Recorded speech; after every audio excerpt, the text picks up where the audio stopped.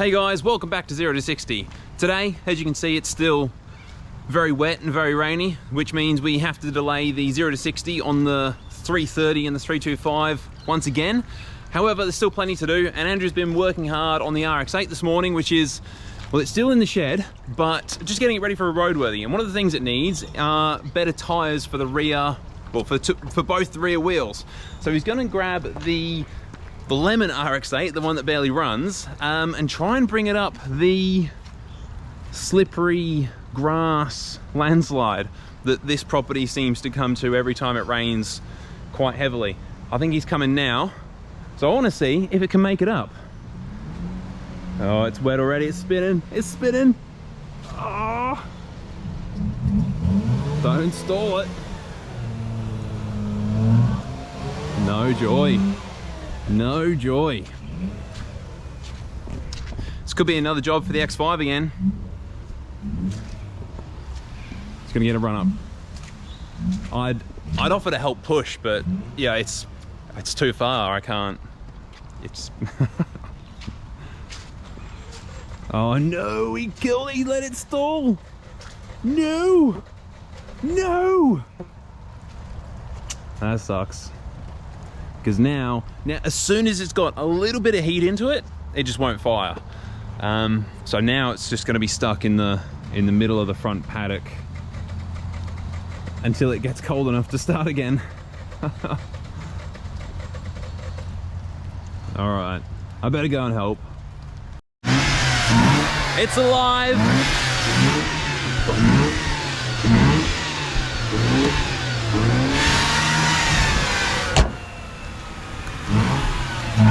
Send it. Don't go back too far. Don't, no. Look at that, man. It's wet. It's only been raining for, what, 2 days or something? This place does hold water like no tomorrow. Look at that. And, okay, it's stuck already. Nah, not good, son. Uh-oh. No, it's a bit wide.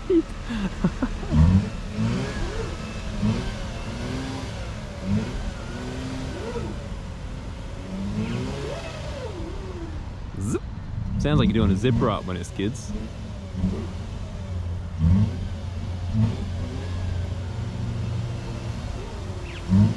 Come on, drifter.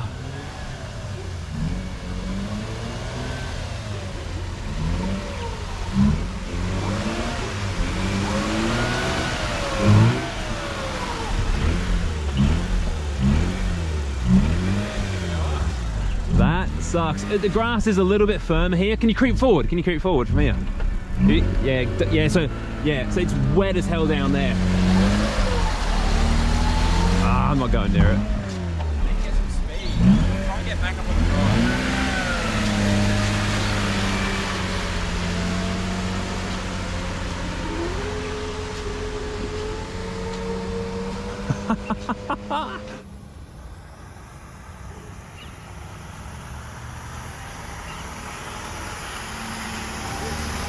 That's a good one. Got some momentum. Keep it up. No. Oh!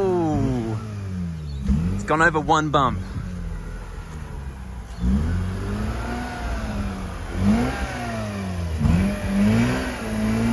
Nice. Oh, right side spinning.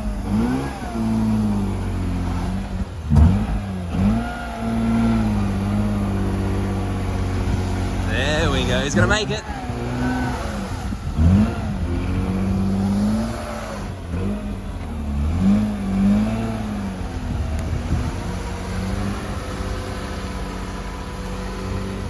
Nearly there, nearly there.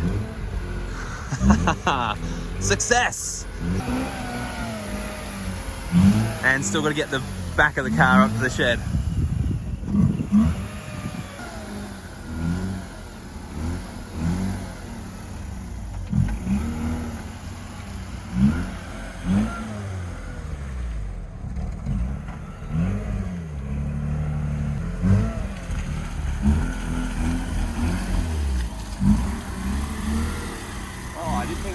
link up. No, that was good going.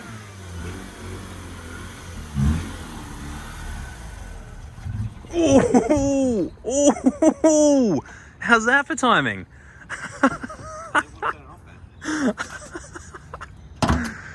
Damn. So we're in. Just taking the wheels off to start swapping them over to get some roadworthy tyres on this thing. Just thought I'd give the brakes a check while I got the wheels off. I've checked the front pads, they all look alright. The rotors have no lip. Rears are okay as well. It's pretty much no lip on the back.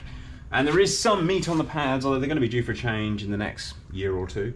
But interestingly, did just notice that the sway bar link pin, I don't know if you can show them down there, David, is bent like a banana, which just doesn't look right. Yeah, I'm guessing because of how much this one was lowered, the sway bar has been positioned down there instead of up here on the like it is on the other car. I mean, it works. It's just not. It doesn't right. It doesn't look right, and it also looks like it's hitting that bracket there. It looks like it's going rusty. To show you guys, so you can see that link pin for the sway bar. What it should look like on this car is very, very different.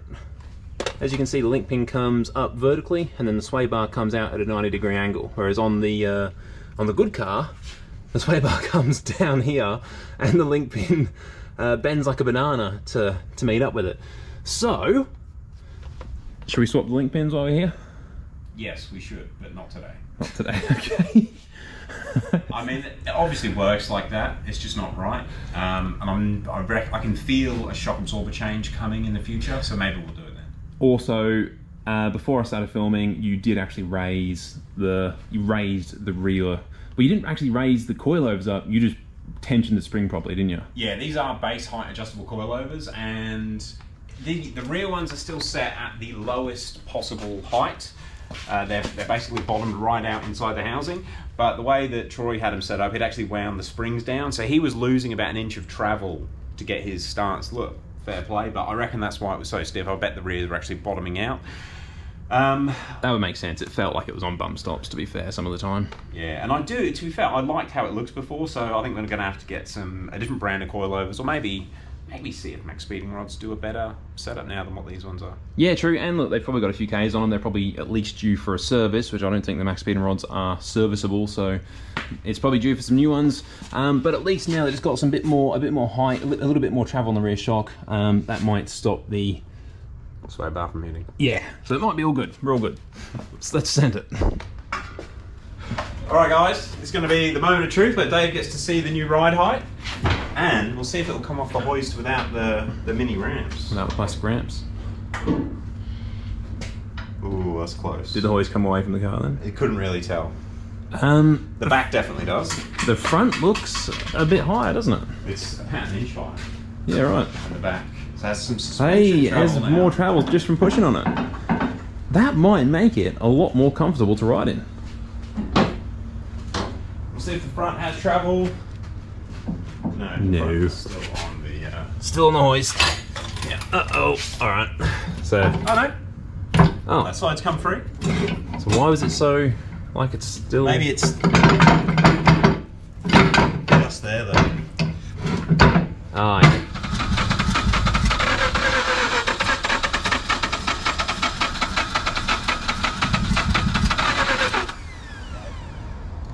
Okay, pop it back in. You can try that. Come on.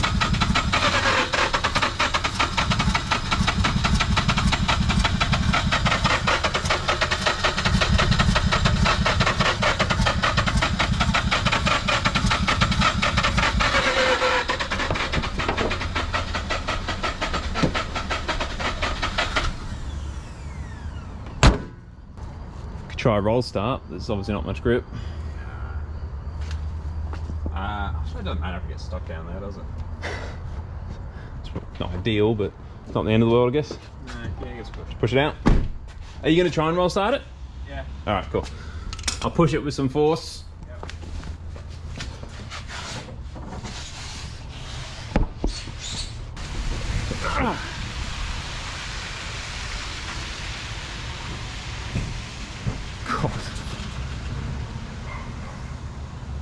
kids, it didn't start. No. Bugger. Now the idea of that was to pull the fuse for the fuel pump, because with the rotaries, when you are turning them over, they do flood, or they can flood, and because the exhaust pipe was sticking into the shed, just from cranking it for a little bit, you could really smell the fuel building up. So yeah, the idea was to pull the fuel pump fuse, let it clean out, and then plug it back in hope that it would have the right amount of fuel and everything would be a bit better, and then it would fire, and that'll bring it to life. And that's actually how we got it to start on the way up, after it stalled, coming up the wet slippery hill and stalled.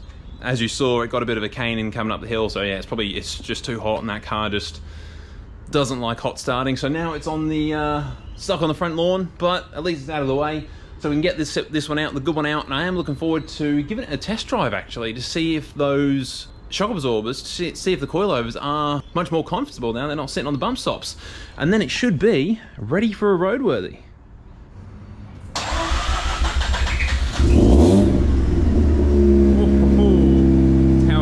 Should start and sound.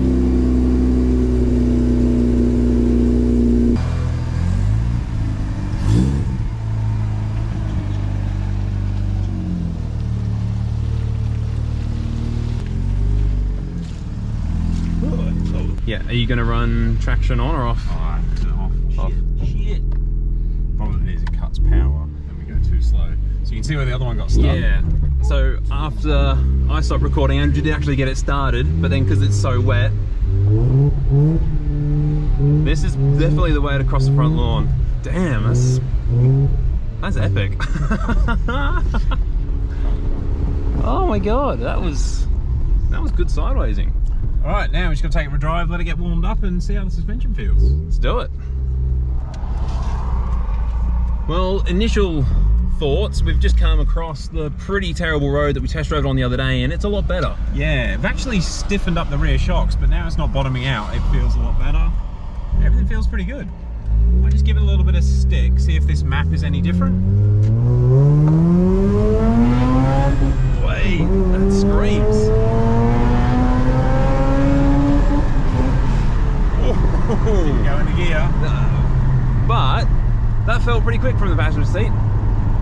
Well, to me it felt slow compared to the other day. Oh really? Wow, yeah. That passenger seat effect. The noise, and the noise, the screaming. But the clutch has got me thinking, and David mentioned it the other day. We'll show you guys when we get back to the house, but the clutch isn't right. Something sneaky with the clutch going on. It's not. However, speaking of the suspension, while we're on that topic, just on that caning then, it was never jumping across the road, which it was doing the other day. So unfortunately, unfortunately, we're gonna have to sacrifice a little bit of the stance, the low, cool look for drivability. But fortunately, we haven't got to buy new shocks.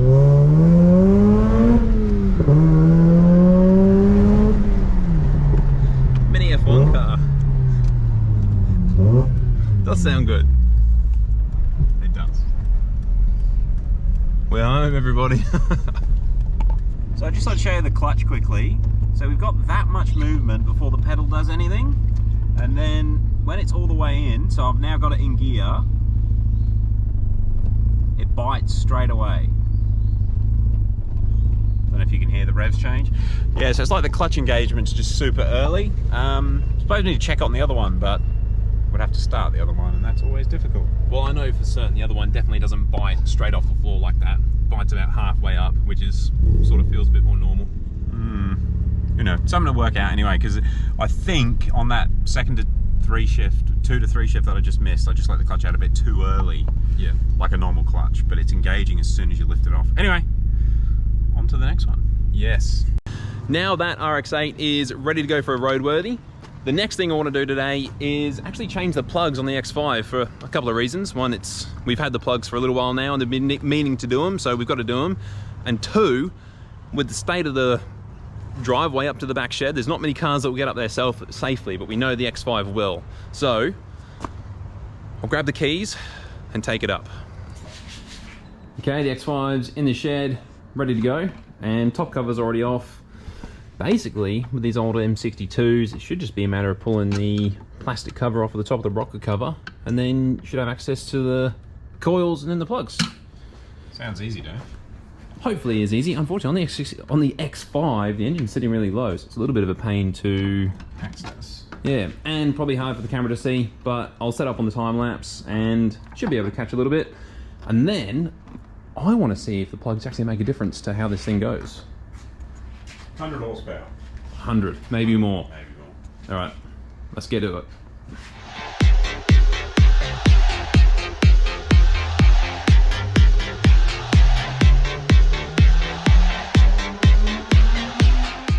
Just thought I'd film a quick update, guys. The GoPro is always bad at picking it up, so I'll take a photo as well, but that's the first plug out.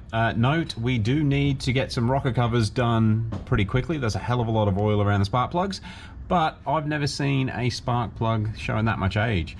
The electrode's worn right down, and it's even eaten into the top arm as well. So plugs are going to make a big difference. It's got a Denso plug in it. We are switching it over to the original Bosch plug.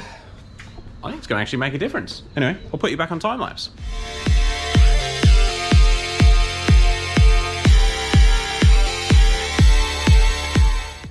Hasn't exactly gone to plan. That's normal. As Andrew went to grab the second spark plug out of the box, he noticed that it isn't a multi-prong, it isn't a 4-prong, it's just got one big prong. Double check the part number of the box, and the boxes are all the same with the same part number. And I've checked all the other ones now, but this one is 100% a different spark plug. It's an iridium of some sort. And yeah, we can't, it's not usable. It is a different length to the other ones. There is a chance it may hit the piston, even if you want it to be a bit dodgy and run a different plug. So all we can really do is swap 7 plugs with the new ones, and then just pick the best old plug to probably put in this front cylinder here, and have to go to Repco tomorrow and sort it out, and then do the front plug again with a new one. Just more car things. So that's not great, but that's how much oil was in that back cylinder on the right hand bank. It's literally just full of oil. Is she gonna be a bit smoky. Yeah, I wonder if we should, might even crank it over without the plug-in. Just because that's like enough to maybe hydraulic. Yeah, it's gonna up the compression a bit. And yeah, this car definitely needs rocker cover gaskets done, because it is leaking a lot of oil straight into the plugs.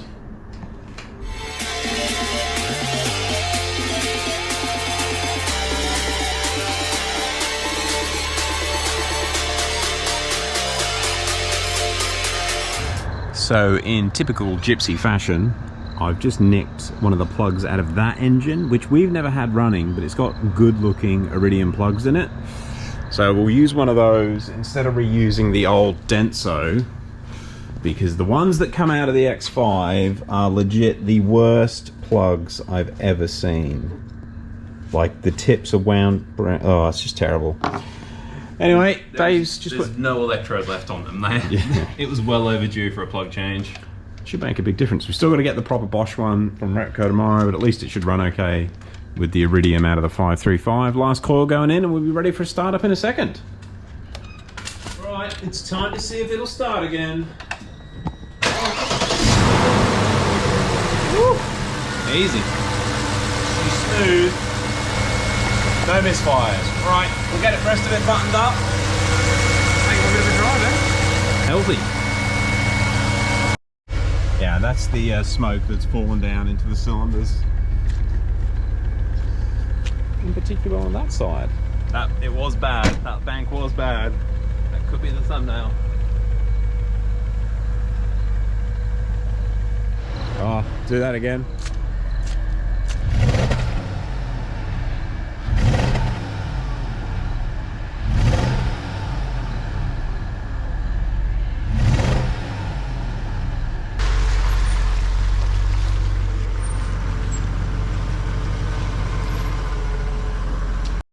So just before we leave the yard, just so you guys know, it's had a little bit of a misfire as we got down near the RX-8 just here. Don't know if you guys can see that.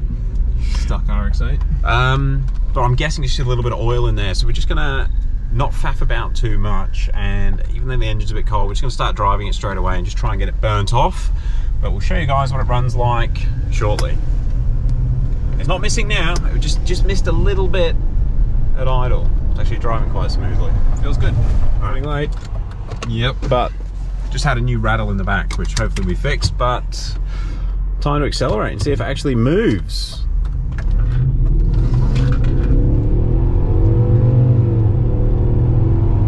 Did it feel any different? I think so. It sounds different. Oh God, when you backed off then, the car lurched forwards. It's like you hit, it was pulling that hard. Yeah, it was like you hit the brakes and you're just jumping off the power. How's that? That's... Yeah, it goes better. That's awesome. Not looking at the speedo. No. That's impressive. Well, we've been meaning to do these plugs for probably about, well, we bought them I think the week we got the car. And there's just been so much going on, we're having a chance to put them in. That's pretty slack. So that is one good thing about the rainy day and not being able to do the 0 to 60 videos. We managed to do the bloody plugs, which it turns out it really needed to be done.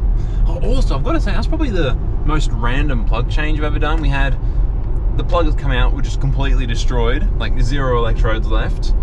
I found a 10mm in the engine and a ton of oil.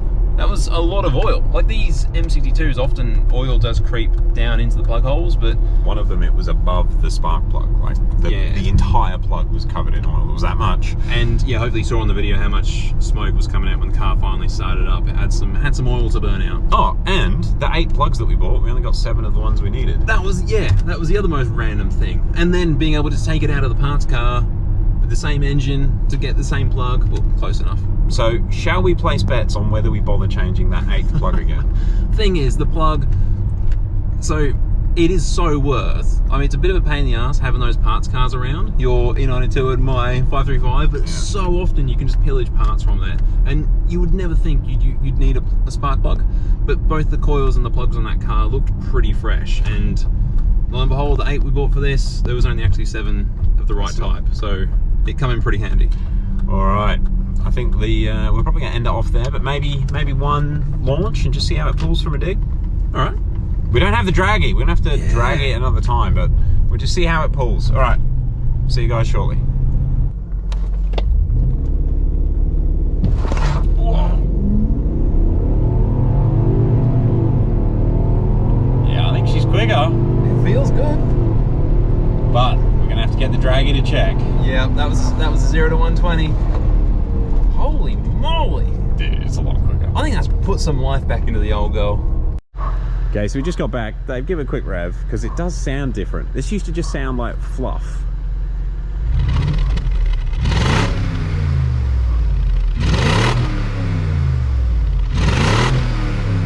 It's obviously still got all the cats and full exhaust, stock exhaust. Sounds good. It sounds more like the Russell's Gambala. Yeah, it's deep, it's like throaty. He's going to be mad that I said that. Anyway, kill it. Kind of want to take it for a drive now. Want to drag you? Yes. Tomorrow, if it's raining, we'll drag you this in the wet. All right, guys. So it's a bit of an all over the place video. It was just a bit of a maintenance day. Yeah, there's no real structure to anything, and yeah. So sorry if you kind of got lost in what was happening. We were hoping to do that. Hopefully the rain will clear up. Actually, we got the E60 M5 out, start doing some stuff on that. There's a lot happening. Yeah, and hopefully the rain, I don't think it's forecast to rain tomorrow, so we may actually be able to do a 0 to 60 on the 330 now that it's running properly with sport mode. Does that, because when we did that last time it was like 9 seconds. Terrible. How does it feel in sports mode? Because you drove it this morning. Incredibly different. It actually changes gear, because it's an SMG, it actually changes gear with some urgency. Yep. Whereas in eco mode, it's granny shifting. Yeah. Is it going to be quicker than the X5 now? I think so, and I hope so. Yeah. It wasn't last time. It'll be interesting if that versus the RX-8. Yes. Yes. Anyway, we'll end it off there. It's probably quite a long video. Thank you very much for watching. I hope everyone else has enjoyed their rainy Sunday. We'll catch you on the next one. Peace out, guys.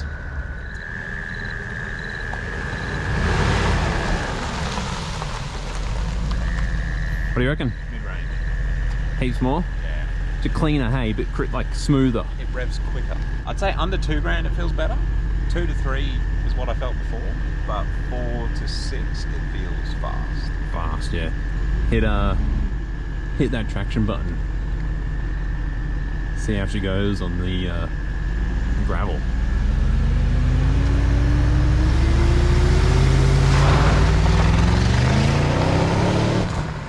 Jesus, smashing through the house. That car just has infinite amount of grip.